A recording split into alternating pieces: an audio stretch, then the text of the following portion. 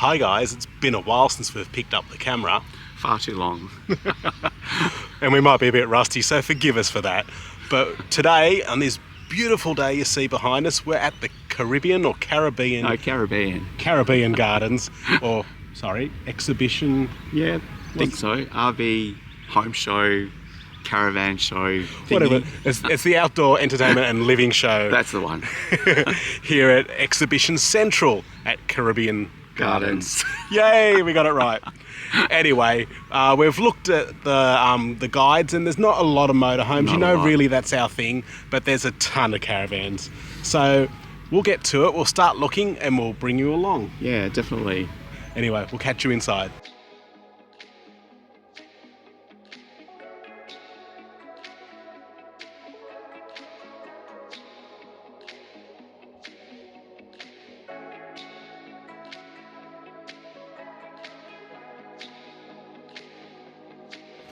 We start the day heading to the furthest point away in the expo to the undercover area. Just doing a quick 360 spin here, you'll see there's a fair few caravans in here. You'll also find some of the four-wheel drive utilities which have their slide-on cabins. Now, as you know, the cabin can range from anywhere from say 30 up to 100 grand. And then you have to buy the utility, so depending on if you choose a Land Cruiser 79 series or a Hilux or a Ranger, you could be looking at least 80 grand plus the slide-on camper. But there's no denying they're space conscious. So here we have our first RV. This is by an outfit that's 4 years young in Newcastle called Interstate. They build just the one model and it is called The One. Now it's a Fiat Ducato long wheelbase. You can see as there is an east-west bed, there is a garage underneath, but it has these lovely padded walls, nice fabric feeling for insulation. You can see some reading lights and some fans. It's quite plain, or you would even say stealthy on the outside, as it has no flourishes. It is just this black decal near the windows. It is a Series 8 Fiat Ducato. Stepping inside, you have your swiveling captain's chairs, your standard Series 8 Fiat dash. It does have the tech pack, I believe. You have a 2-seat dinette with extra seat belts, 2-burner stove, your east-west bed, quite a few windows, plenty of upper cabinetry. There is a all-in-one toilet shower here, fiberglass unit, with a cassette toilet. And then because of the garage or under the bed area, there is a slide through area as well, which could be quite handy. There is a microwave hidden in here. They had two models on display. This one was fitted out with the fly screens, an optional extra package. Fly screens on the sliding door and the rear. Its awning is out as well, showing you how large it is with LED lighting. And here's a quick rundown on the specs.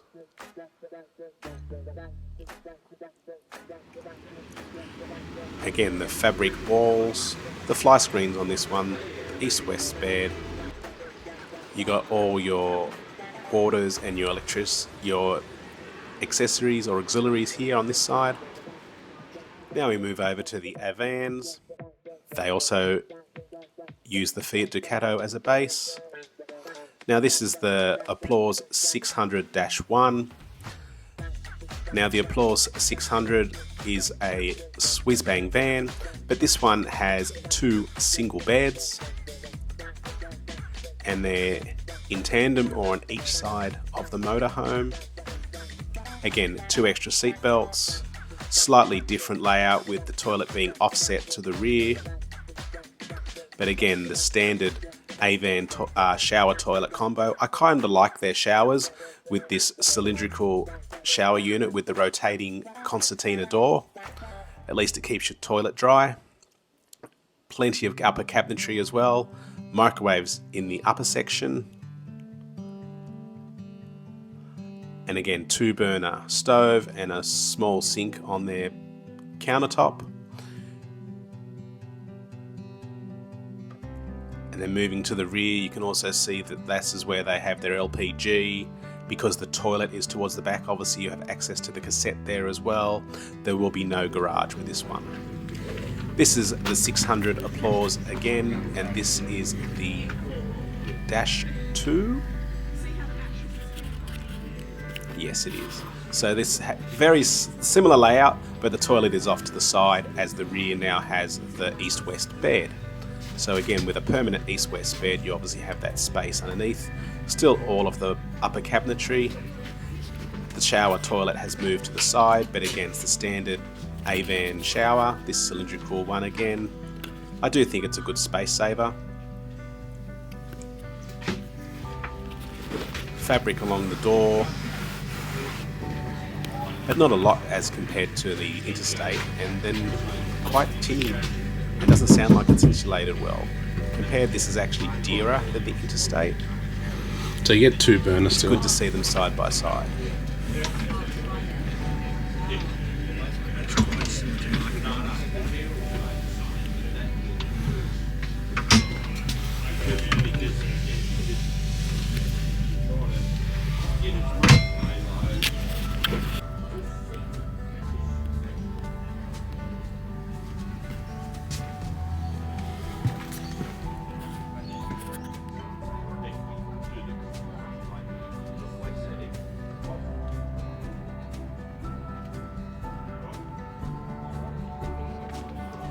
Now we move to the Applause 604 or 600-4. Its main difference being is it includes a pop top to the top where you can sleep 2 extra people. So not only can you carry 4 now with the extra seat belts, you can also sleep 4. So again, it's having a fixed east-west bed in the rear, but up here you've actually got a mattress where you can sleep 2 in the pop top, just like a combi. So it's got sleeping for 2 up there. And coming down here you have the same layout as the 600-2. The east-west bed, the plenty of cabinetry, the side toilet. Just going for a spin here. You can see again cabinetry, a lower position microwave and fridge. Moving back out the door.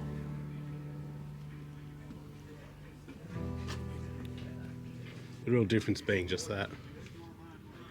As the 604 is carrying 4 people and sleeping 4 people, this might be quite tight or confined spaces for 4 to live out of. So you might be using that awning outside quite a bit. But it has a lovely slide out drawer, as does the 600-2. Now we move into a little Avan Sportliner Classic. It's a A-framed flip-up top caravan, and I'm pretty sure it sleeps 2. There's a permanent bed, but I'm pretty sure that the dinette folds down into another single bed. I'm sure it would be for a sleeps 2, but that's for something that would be very light, easy to tow, and for just quick getaways.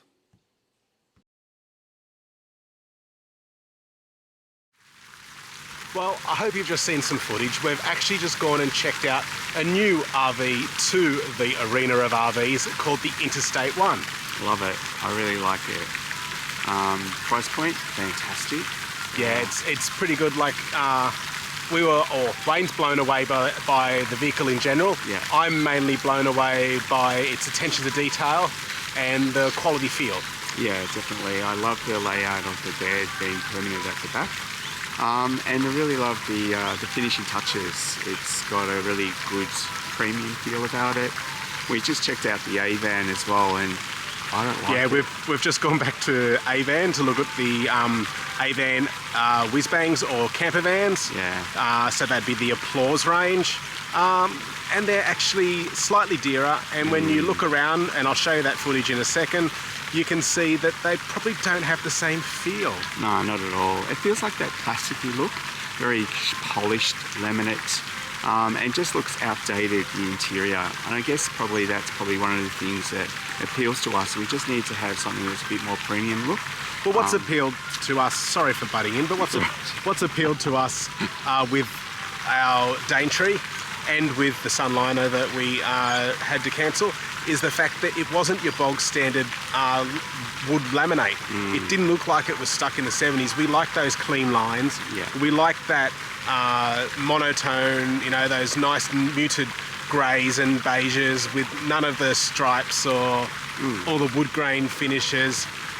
It just feels clean and it feels classic, and it does give it that sense of luxury. Like that Interstate one had a lovely woven fabric wall to it. Yeah, exactly.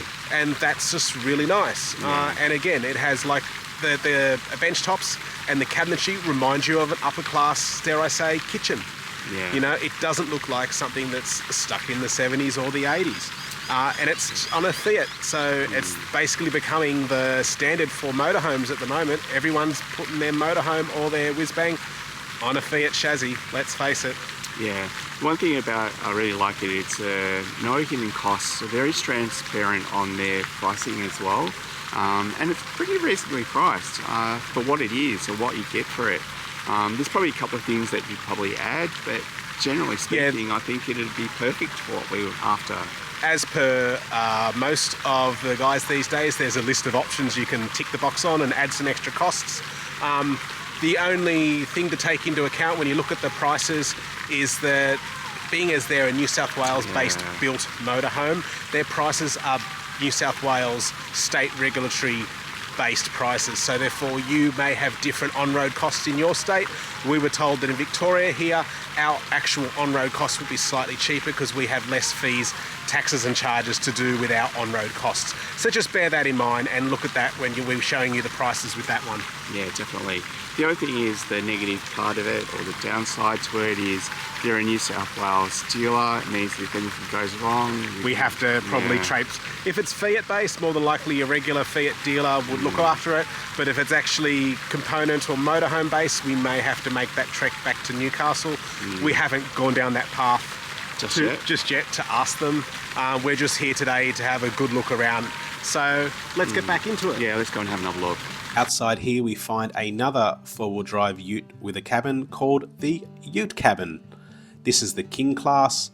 It has a king bed and a slide out for the dinette, making it more spacious. So there's your king bed, which is over the cabin. Nice LED mood lighting. There's a fridge up here to the side. And there's your kitchen with a sink. Again, an all-in-one toilet and bathroom. Hi.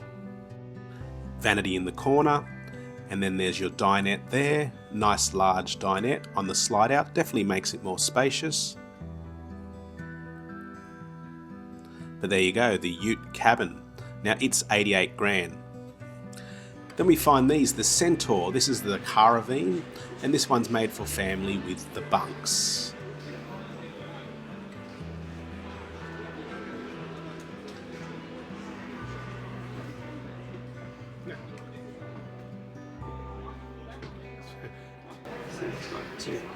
Two single beds. It's for the family.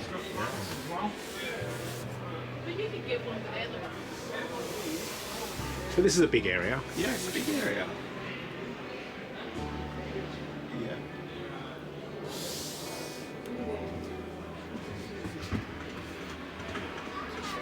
Wood. Full-size family fridge. Bunks. Fans.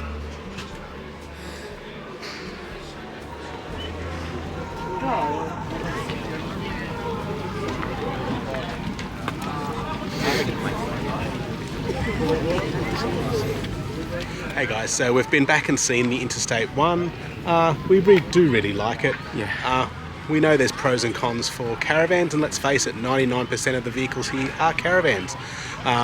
But we're still hung up on the all-in-one motorhome / whiz-bang. We just like the idea of having it all contained. It's easier to drive, easier to manoeuvre. I know there's a lot to be said to unhitching, and letting up a caravan and driving off and exploring in your vehicle. But let's face it, the average brand new ute, if you have to upgrade, 80 grand. Massive. Yeah, too expensive. A large-ish, medium to large caravan, 80 to 120 plus, depending on the specification. So really, when you can adding those two things together, because let's face it, Wayne, if we were to get a caravan, neither of our two cars could tow one. No. We would have to upgrade. So that means, do you buy a used one? Do you buy a new one? So, you know, we're having to face that as well. So really, when you're adding a caravan to a new ute or tow vehicle, you're still looking in the 160 to 200 range. Easily. So it's a lot of money. So the price point on that Interstate one, it's very good. attractive. Yeah, very. Yeah, sure, you can add a few things to it, and you know, if we decide to, we may just might. And yes, there are some really intriguing caravans here. Good thing about it is only 6 to 8 month wait. She actually said they've actually got 2 put aside for the show. So 6 to 8 months is nothing compared to what we were waiting for, you know, a recent. For previous motorhomes, the Daintree was 18 months. Yeah. We were 12 months on the Sunliner before we pulled the pin. Yeah. So 6 to 8 months, if that comes to fruition, that's nothing. There is another motorhome that we're truly interested in. It is a little bit more expensive. We might leave that for another video, but matter of getting actually to see one is pretty big at the moment. That's the thing, cost of living these days, guys, let's face it, this is a smaller show, so not everybody comes to these shows. There's no Apollos, there's no Jaycos here. There's lots of the little manufacturers because it's probably a cheaper and a less cost to set up to come to this show. So that's why we had to come to this particular show today to see the Interstate, because they don't do the big shows. Yeah, it's a fair way out of Melbourne as well. Yeah. So, you know, that probably actually put people off, I guess. But, well, especially for exhibition guys that wanted to bring, like, the Jaycos. Well, we travelled 2 hours to get here ourselves today, and 2 hours again to get home. So it's a big commitment. Yeah. But, you know, it's a beautiful day. And Caribbean Gardens isn't that bad. Caribbean Gardens. They could have utilised the area a lot better. Yeah. But I suppose that comes down to how many people have set up and want the spaces here. There's a lot of people coming through now, though. Yeah, it's nearly midday. So there's still a crowd. Check this out.